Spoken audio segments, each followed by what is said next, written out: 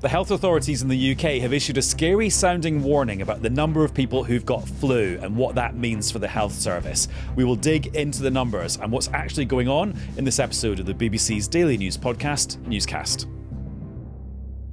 Hello, it's Adam in the Newscast studio, and health bosses in England are warning of the worst case scenario for this time of year for flu and the NHS, at least in England. They're quoting figures for the number of patients in hospital with flu in England each day last week, which was 2,660.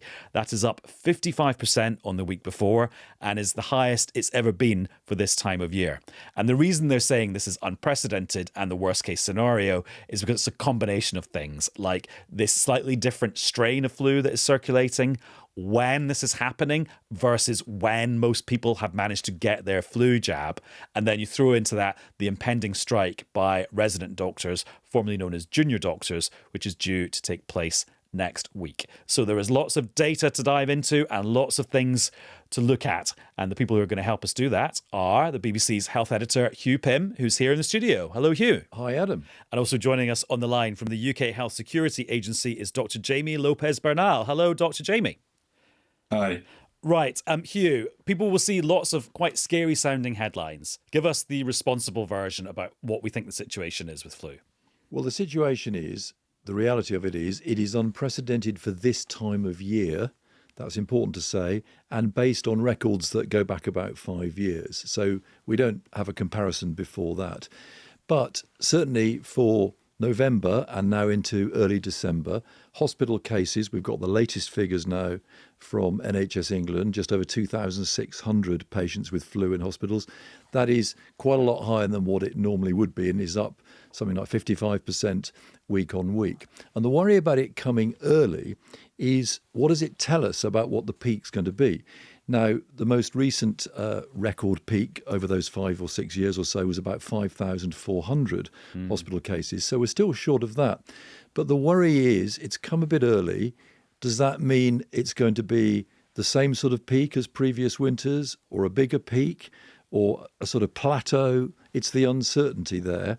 And because it's come a bit earlier, fewer people have been vaccinated, and it's a strain that has proved to be a little bit more serious for particularly older patients. So all of that adding up is causing the concern, but there's still quite a few more weeks to go and more data, and who knows how it might turn out. So Jamie, tell us about this new strain then that's got people like you so concerned. Yeah, so the flu virus is constantly changing, and it evolves every year from what we've seen in the previous season. This year, the virus has evolved a bit more rapidly than it usually does. And what this means is that as a population, we have a bit less immunity than we usually do. And that's why we've been a bit more concerned about flu this year, that it may have that bigger impact. As Hugh says, we're also seeing H3N2, which does typically affect older people a bit more and cause more hospitalizations. So that's another reason for concern this year. And then just talk about that point about the timing of how many people are vaccinated, because you look at the statistics of vaccination and actually the numbers of people who've been getting the flu jab looks quite good. So why is that an issue? Well, in fact, as you say, people have been taking up the vaccine, and we're seeing good numbers, good coverage rates.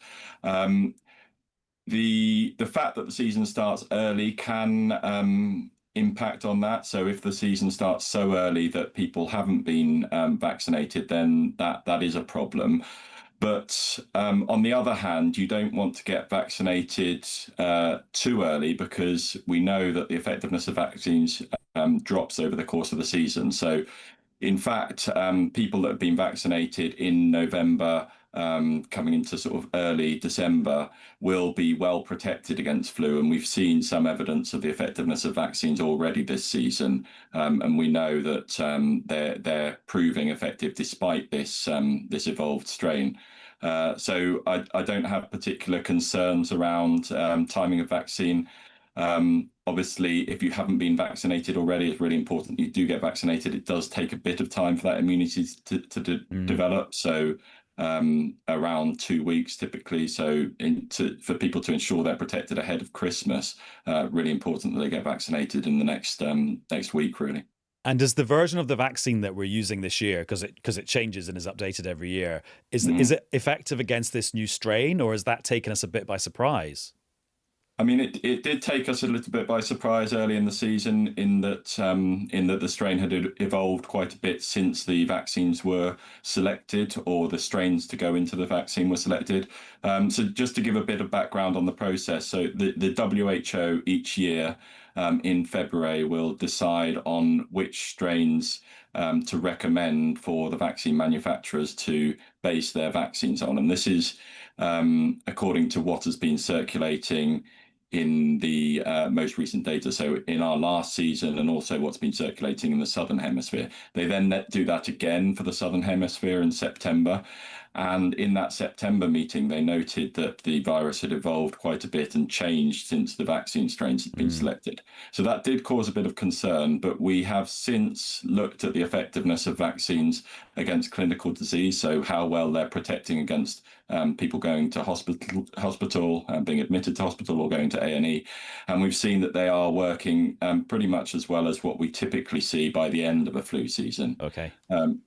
Obviously, it's relatively early days, so we will continue to monitor that going forwards. But at the moment, it's very encouraging, and the vaccines are working well, and are the best protection that we have really against what can be quite a nasty virus. And Hugh, how does the NHS feel in terms of resilience? Are they set up to handle this? Well, they should be. I mean, flu has been around for a long time, and the NHS has coped with it in previous years. I think the problem is each year you get more and more attendances and more patients coming through the doors of A&E. So there's more pressures generally with respiratory viruses. And if you've got a slightly nastier version of flu with more hospitalizations at the margins, it's going to put on pressure just when you don't need it, because the pressure will build typically in the run-up to Christmas and New Year. It's always really bad early in the new year. And one hospital chief executive I've been speaking to said they know that Monday, January the 5th is going to be a really difficult day, and the days after, because people are back after the bank holiday. GPs tend to reopen for normal service, etc., rather than out of hours. So if they've got this real strain in terms of pressure now, they're slightly dreading the next few weeks. So it doesn't take much just at the margins to sort of really increase the tension in hospitals. And Jamie, let's do the public service broadcasting bit now. Just remind us the difference between a cold, the flu, and having COVID, and how people should sort of think of those three different things. Yeah, I mean, flu is typically a much more severe disease, so it can cause hospitalizations and it can cause deaths in particular, compared to the common cold. And in terms of the symptoms that people will experience, they'll experience those respiratory symptoms, so cough, shortness of breath, but you also tend to get aching, tiredness, and generally with quite a severe fever. Obviously, it affects different people in different ways, and there's a whole spectrum. It can cause mild disease, it can cause more severe disease, but it's a bit more concerning than common cold. COVID, similarly, the similar presentation. There are some slight differences, such as the change in taste and smell that you can get with COVID, but it can cause severe disease as well, in particular in older age groups or those with clinical conditions that, for example, cause immunosuppression. So it's something that if you're in an eligible group, if you're in a risk group, then it's really important that you get vaccinated against. And when should people seek medical attention if they've got the flu really badly? Well, the NHS has got some guidance on this, so have a look at the NHS website for information on when to see your GP or go to hospital. But in general, if it's mild without a high fever, then it can generally be managed at home. If people are starting to feel particularly unwell with shortness of breath, and you're struggling to breathe, or if you've got a really high fever and things aren't resolving after a number of days, then it's important that you get in touch with your GP or with NHS 111. And Hugh, some people listening to this will be tempted to crack open an old packet of face masks from the COVID era, and then other people listening will be horrified about the idea of having to wear a face mask again. What's the way of thinking about that? Well, this issue has cropped up in the last few days, hasn't it? Because Daniel Elkerly's chief executive of NHS providers came out with a quote in answer to a question saying, look, if you're travelling on public transport, or you're in a public space and you're coughing and sneezing, you really ought to wear a mask. And, implying it's your responsibility to do so. Now, there's a bit of confusion because I think some people thought that this was the NHS telling people to wear masks, and he absolutely wasn't doing that. In some senses, he was just saying the obvious, which is in line, as Jamie, I'm sure, will agree, with UK HSA guidelines. But it's caused a lot of discussion around whether it's just left to people's own responsibility. That's very much the government line. Oh, no, we're not forcing people to wear masks. It's sensible if they think that's necessary. Some hospitals are saying that visitors should wear masks, and there's more mask wearing because of flu, but it's very much sort of on a case-by-case basis there. I mean, Jamie, are we just back in make sure you wash your hands quite regularly territory? I mean, it's a virus that can be transmitted from person to person, so there's sensible precautions that you can take to minimise that risk of transmission. In particular, if you're in contact with elderly people or people that might be more vulnerable for other reasons. So things like staying at home if you do have the respiratory symptoms and you do have fever, as best as possible, using tissues, disposing of those tissues quickly, washing your hands on a regular basis. And if you do need to go out, then of course you can consider wearing a mask. But as you say, there's no mandate around that. And Hugh, we talked about the resilience or otherwise of the NHS. One of the things that will affect that in the next few weeks is there's going to be another strike by junior doctors, now known as resident doctors. Just remind us where that dispute has got to and what that strike might look like if it goes ahead. Well, it's got to a rather curious state of affairs because the strike was announced to start in England on Wednesday, the 17th of December at 7 a.m. and then last 5 days. And both sides were sort of trading blows, Wes Streeting saying it was completely unacceptable and so on, and the BMA say they were going ahead. Nothing appeared to be happening. But it seems, and I think we knew this, that there were sort of back channels between the government and the BMA which continued talking to each other, and some talks that were kept very much under the radar, suddenly resulting on Wednesday evening, Wes Streeting going to the Commons with this new offer to do with training places. We can dwell on that in a minute. But he said, look, here's a new offer. I really want doctors to vote for it, and this strike could at least get called off or postponed. The BMA have said that they will put this to members through an online survey and find out really how they feel about it. There's no new money, but there's more training places. And they'll get a result in terms of that survey by Monday lunchtime. And based on that, they will either postpone the strike and then have a full vote on the offer, or say, we haven't got enough of positive feedback, we'll go ahead. Now, that is a bit of a problem because if the strike's starting on Wednesday and you call it off on Monday, you've already cancelled a load of operations and appointments. And that really got Wes Streeting going. He was pretty frustrated by that. And it is interesting that in all the NHS England's communications about the flu, the second thing they then say is, oh, and there's a doctor strike coming up, which will make the situation worse. It's a kind of mixture of two things going on there in their communications, the medical and the political. Yes, I mean, they were making clear before the new offer that it was the worst possible time of year to be having a strike, just ending 2 days before Christmas Eve when pressure's building up anyway. And now you've got this flu surge.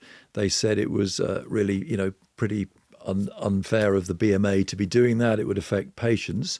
That being said, emergency and urgent care will be very much open, staffed by consultants. And the BMA argument is, look, even before industrial action, the NHS was really stretched, and you can't just blame that. But yes, it's part of the rhetoric that's been seen on both sides. And in terms of the surprise offer from Wes Streeting, the Health Secretary, a couple of days ago, we got a message. In fact, it wasn't even a couple of days ago. It was only yesterday. So much has happened in the interim. Newscaster Ellie got in touch via WhatsApp saying, please, can you actually explain the offer that has been made by Wes Streeting to the resident doctors? Ellie says she feels like there's a lot of misleading information around there.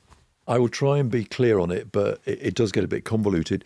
There's no new headline pay offer, and that's been one of the key issues, as you know. That's not included. There's some money for exam fees and financial costs incurred by medical students. But the new bit is over these training places. Now, what that means is you can be a newly qualified doctor, you do your 2 foundation years, then you want to get on a pathway towards a specialist area like anaesthetics or emergency medicine or surgery. and you need a training place to then progress through the next few years and get to become a consultant. And the BMA and their members have been reporting some doctors finishing the foundation years and they can't get a job. They can't get on a training place. And they're left having to locum or to be unemployed for a bit, which the BMA said was completely unacceptable. So Wes Streeting, in an offer that was turned down in November, said, OK, I'll create 2,000 more places, training places over the next few years, up from 1,000 originally planned. That was rejected. Now he says it'll be 4,000 training places. And just to give an indication, there were 10,000 in total this year, 4,000 more over 3 years. The other thing he's saying is, I will go to Parliament with legislation to ensure that employers, NHS employers, can give priority to UK medical students who've then gone into foundation years. And this has been one of the big issues, that because of visa rules changing in 2019, you've got a whole lot more doctors from outside the UK applying for these training places perfectly legitimately, and some trusts feeling we can't discriminate against people who come from somewhere else. So Wes Streeting's legislation is supposed to deal with that. Be very interesting to see how that plays out. Yeah, and also if all of that, how that compares with one big number, which would be a pay rise. We shall see very soon. Jamie, I'm going to give you the last word on flu. I mean, you're a consultant epidemiologist. During the COVID era, we were all kind of amateur epidemiologists to some extent. Give us some just things to think about as we look at the flu numbers over the next few weeks. That could help us to either be more concerned or less concerned. Give us an insight into that, what you'll be looking at and how you'll be analysing it. Well, I mean, I think the first point is that it's a very different situation to COVID. I mean, we do see flu every season. We've got more of a concern this year because of the slightly changed virus and the early season. But I think the main things that we're going to be looking out for is really those changes in the older adults in particular that tend to be affected more by flu. So we'll be keeping a close eye on positivity rates among those tested for flu and hospitalisation rates in particular, and how that impacts on the NHS. We will keep an eye out for them as well. Thank you very much, Dr. Jamie Lopez Bernal from the UK Health Security Agency. Thank you. Thanks. And Hugh, thanks to you too. Thanks very much, Adam. Always a pleasure. And today we've had two big news stories about Venezuela. The first is that the key opposition leader in Venezuela, María Corina Machado, made a surprise appearance in Norway to pick up the Nobel Peace Prize on Wednesday night. And simultaneously, we got news that an elite unit of the US military had seized an oil tanker in the Caribbean, which they claim was carrying illegal exports of Venezuelan oil, which seems like quite an escalation of some of the stuff that the US has been doing in relation to Venezuela. Anyway, so we thought we would tie those two stories up together by two people who know them very well, because here in the Newscast studio, fresh from Oslo, where she's interviewed María Corina Machado, is my colleague from BBC News, Lucy Hawkins. Hi, Lucy. Hi, Adam. And please welcome Vanessa Bush-Schluter, who is the Latin America editor for BBC Online. Welcome to Newscast. Thank you. Right, we've got two kind of story strands here. What should we do first, the Nobel Prize or this oil tanker being seized? Who wants to go first? I think the Nobel Prize, because that's what came first, right? Okay, so Lucy, just explain the last couple of days you've had. So I haven't slept. I've come straight here, Adam, you'll be pleased to know, Good. to be on Newscast from Gatwick Airport. Quick change of clothes, and here I am. Because we had just a roller coaster couple of days in Oslo. The BBC were promised this exclusive interview, the first international interview with the Nobel Peace Laureate. And then in the morning, when the cameras were ready, we were good to go. We all of a sudden heard from the Nobel Committee that not only was she not in Oslo, they didn't know where she was. Right. Right. So huge amount of concern. Everyone was talking about it. Where could she possibly be? What's going on? And that her daughter was going to accept the Peace Prize on her behalf and also deliver the speech that she had written. So we kept the cameras set up, we were hoping. And then I have a contact in her team, and she and I started messaging, and she said, we think it's going to happen, but we can't give you any details about where she is or what's going to happen or what time this can happen. So it wasn't until midnight that we were then told at the hotel, the Grand Hotel in Oslo, this is where all the Peace Prize laureates come to and stay, that very famous balcony that they come to. I was actually sitting on the bed on Right. the balcony, waiting for her to arrive, taking photos, you know. So it's actually just someone's it's actually a hotel room. It is actually a hotel It's not like room. some special, like... No, but it's okay. quite special. No, there's pictures of the laureates from, you know, all the Yeah. years gone by on the wall, and it says Nobel Suite on the door Yeah. outside, and there were security guards everywhere, and, you know, it had that air Yeah. of something special. And also the big banquet was happening, so there were people in evening gowns swanning around talking about Venezuelan politics. Anyway, we were told, no, we still can't confirm whether or not she's arrived. And I said, look, I've just spoken to a security guard who saw her. We know she's here. She's here, yeah. It's going to happen. So we had to keep on waiting. And then, you know, there was a knock on the door and she came. And it was incredible because there she was, and we'd been waiting, and they'd shut the blinds to the balcony. Security risk, she's not going to go out. But outside, and it was 2 a.m, were hundreds of people waiting to see her. And they'd been there in the evening with, you know, flags and candles and chanting and singing, and they wanted to see her. And of course, the first thing she did is shake my hand and say, I want to go out and greet everyone. That's what she did. Oh, right. So she then went and plunged into the crowd. She plunged onto the balcony, stood there and waved, and then came back in and said, I'm not going to do the interview now. I'm going to go down and see people. Right. So down she went. Meanwhile, I'm doing lives on the BBC News channel which I love this one particular shot where the cameras in the crowd were looking up and you could see me on the balcony doing my live. And she was down below. And I think for her, and this is a woman who has been in hiding for 16 months. And she said to me, I haven't touched people. I haven't hugged people. And now her mum is there. Her kids are there. She's able to kind of snuggle into them and touch them. And then in the crowd were not only her friends, but all of these supporters, people that she knew. So it was really moving to watch her in the crowd. And then she came back up the stairs ready to do the interview. And I have to say, this was a moment where I thought, do I go there with her? Because as she sat down, I realised that the whole side of her face had a rash on it and her makeup had come off. And it had come off because she had literally been hugging so many people that she'd got a rash on her face. And so I said to her, would you mind if we did something about your makeup? And she said, well, I don't really have any. And I said, I do. Right. So there I am, kneeling on the ground in front of the Nobel Peace Prize laureate with my makeup brushes, doing her makeup before the interview. And then you dive into the conversation, and one of the questions you asked was just about her extraordinary journey to Norway, and we can hear a bit of that now. Just for posting news about the Nobel Prize, you will get in prison.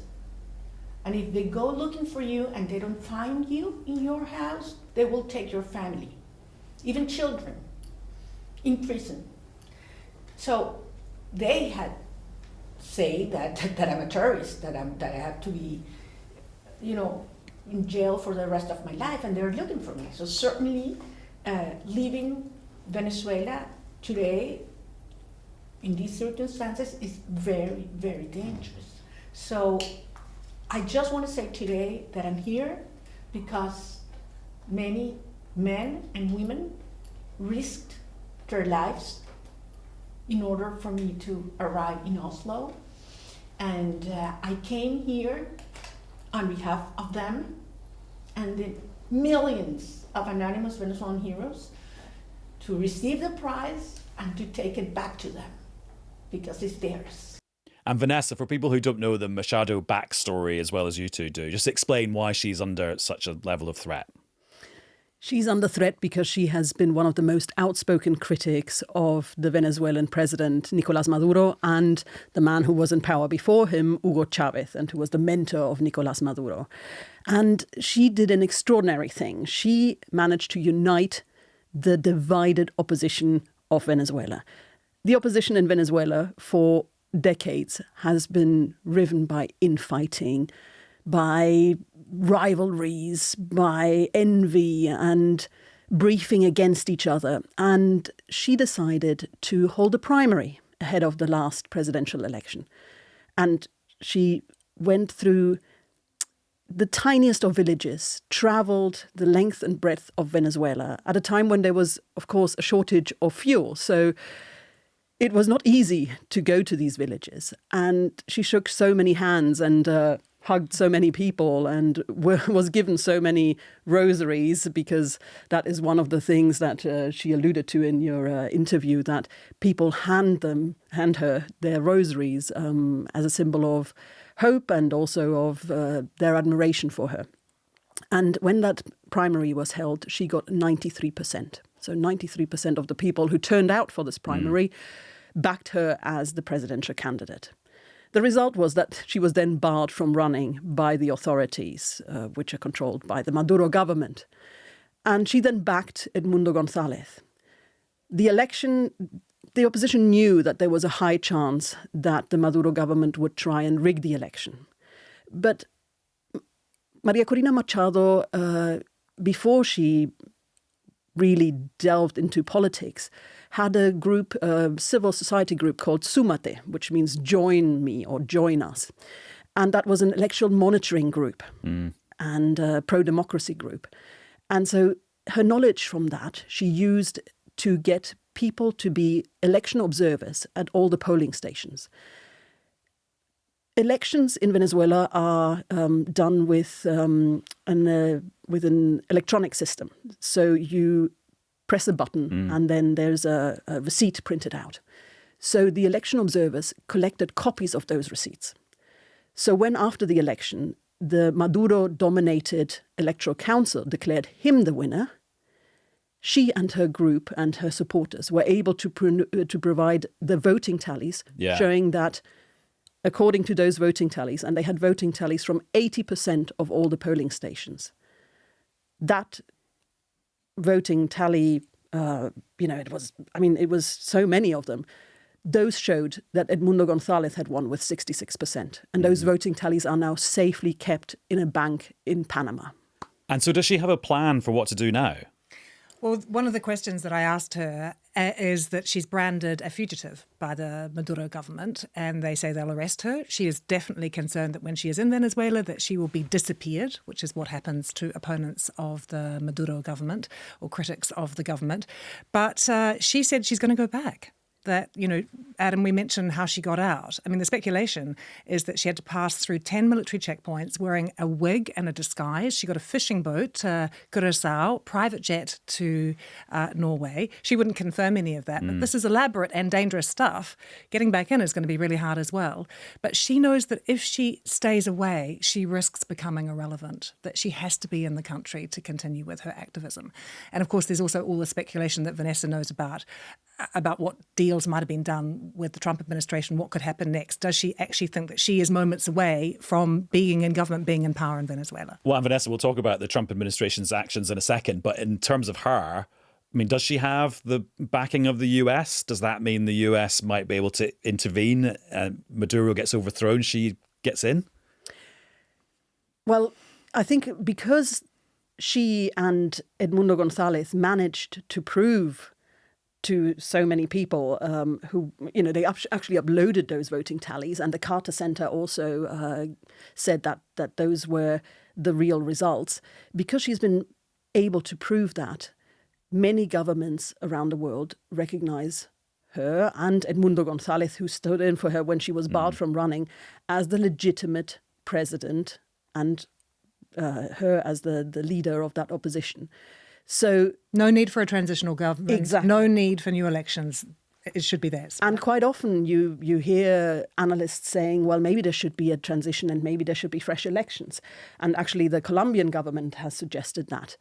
But Venezuelans who voted want that vote respected. They said, we did vote. We did vote at the end of July 2024. And that is what should be respected. So there's no need for any transition. And they think that if there were to be a transition and fresh elections would be held, that maybe the Maduro government would just find a new way of rigging that election. And does she think winning the prize is a sort of a tactic that could help to restore democracy in Venezuela? Or 100%. Adam. I mean, that's why she's made the dangerous journey. She knows the international attention this brings the opposition. Work. She also knows, millions of Venezuelans around the world see this as a huge moment of hope. and they'd have had hope for a very long time. Vanessa will tell you that, when Maduro was elected, many people thought he wouldn't last for 6 months. He's still there. But throughout this whole time, they've had hope. And this is really this huge stamp of international approval on what they believe, on their opposition to the Maduro government. So Vanessa, other events in Venezuela or off the coast of Venezuela, tell us about this oil tanker that was seized by this elite American military unit. What do we think has happened there? So I think the Trump administration was looking for new ways to put a pressure on the Maduro government. I mean, they've had this massive deployment of military fighter jets and the world's largest aircraft carrier off the coast. It's been a show of force. It's been an impressive show of force, but it has not dislodged Maduro. So now they're going after what they think will hurt him most, which is tightening the screws on his finances. Now, a lot of money in the Venezuelan government coffers comes from oil. So targeting an oil tanker makes sense. And by all accounts, this oil tanker was not only sailing under a false flag, under Guyanese flag. The Guyanese government has already come out and said that was a false flag.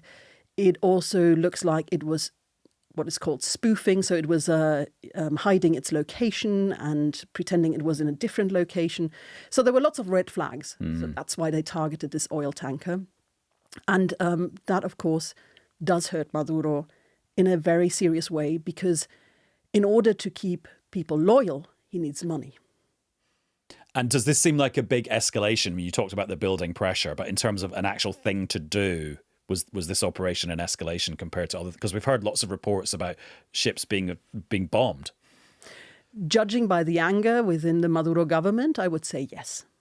They've called it piracy. They've called it outright theft, in a way that the strikes on those small vessels that allegedly carried drugs didn't. So, yes, it is an escalation. And the speculation now, Adam, as well, is there going to be strikes on Venezuelan territory, on Venezuelan soil? Because that would massively escalate things as well. And in terms of Maduro, how he's acted throughout all of this, we can play this clip of him at a rally on Wednesday, and I'll get your reaction to this, Vanessa. Don't worry, be happy. La la la la la la la. Don't worry, be happy. La la la la la la la. Just peace, not war.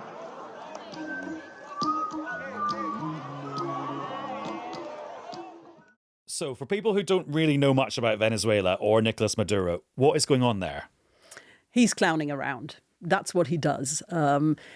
As I said, his mentor was Hugo Chavez, and he's been trying to imitate Hugo Chavez, who had a way with the people. You know, he was a man of the people, and he really connected with people. He'd do 5-hour-long speeches. Absolutely. Maduro hasn't quite managed to have that same connection with people, but he does like to take to the stage and dance, and there have been rap songs composed around his peace, not war, and he sings them all the time, and he likes to dance salsa with his wife on stage.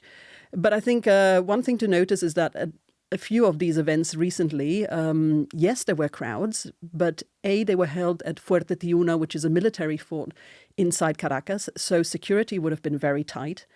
And also, public servants are often bussed to these events. Mm-hmm. They have to go to these events or risk losing their jobs. So you can see, you know, the photos look impressive. There's crowds, but it doesn't mean that everybody is there voluntarily or is really as supportive as it looks. And María Corina Machado definitely thinks that the tide has turned, that even members of the military and the police are on her side now, that there is this sort of, not only all those that voted for the opposition, but people within Maduro's inner circle who, don't support him anymore. But I think one mistake that we shouldn't make is when you see him dancing and clowning around and speaking very broken English, and he actually makes a virtue out of that.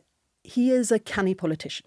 He came through the ranks of the trade union movement, and he fights dirty. He's a bit of a street fighter, in political terms. And he can play people. And he has played people in the past. As I said, there were several attempts at negotiating with him. Some of them were overseen by the Norwegians, who have a lot of experience in negotiations. One was overseen by the Vatican, and he managed to fool them all. He manages to promise things, and then he doesn't act on them. The greatest fear, Adam, I think that people have is that after all of this, the sense that we are at a crossroads, this is a real moment for Venezuela, that she has momentum. The real fear is that nothing's going to change. You know, this moment's going to be lost. And I think if the US warships were to leave, and if Trump turns his attention to something else, and he doesn't do anything more, and leaves it at that, then I think Maduro could be there for the next 30 years. And also, Lucy, with your view of like doing the news for the entire world, as opposed to just the small corner of the world that Newscast is usually aimed at, explain like why Venezuela is such a big subject. Like, why do so many people care about what's happening there? For many, many reasons, but the human story of this, for starters, I think, with the Nobel Peace Prize, the fact that it's controversial as well. I think we should mention that not everyone agrees that she should have been awarded this prize. This is what happens when you give the Nobel Peace Prize to a politician. There are opponents. There are people who think that some of the warmongering and the language and the talk of perhaps military strikes on Venezuela is completely at odds with a Nobel Peace Prize, which should be awarded to pacifists. It's much easier to do so if you're a dissident or an exile. So there are those that find this controversial. But also I think just the bigger picture of migration as well. How many Venezuelans live around the world, live in America, those that want to go home. President Trump has attacked the Venezuelan community over what he calls narco-terrorism and the whole thing with Venezuelan gangs in America. It's been in the headlines a lot recently. Yes, and she's certainly also made friends with people who are controversial, like the Argentine president Javier Milei. Who was there in Oslo. Exactly, who was there. And she dedicated, or at least Trump said that she dedicated her Nobel Peace Prize to him. Of course, he had been coveting that prize for himself. And she did, well, the two had a phone call after she was first awarded the prize. And Trump said, she's a very nice lady and she dedicated the prize to me.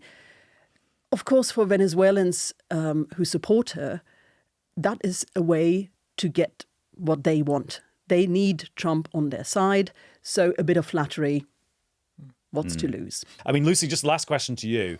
When you're hanging around in Oslo, home of the Nobel Peace Prize, is everyone speculating about whether it's going to go to Donald Trump next year? Most of the talk was about Venezuela, to be honest, but there is that slight... As you would expect it to yes, be, yeah. There was lots of jokes about the crowds might be different next year, the media presence might be a bit heavier if President Trump wins, but I mean, I don't think they feel particularly comfortable about it, let's put it that way. Right, Lucy, thank you very much. Get some sleep. Thank you. And Vanessa, thanks to you too. Thanks. And we'll be sending you another episode of Newscast very soon. Bye-bye.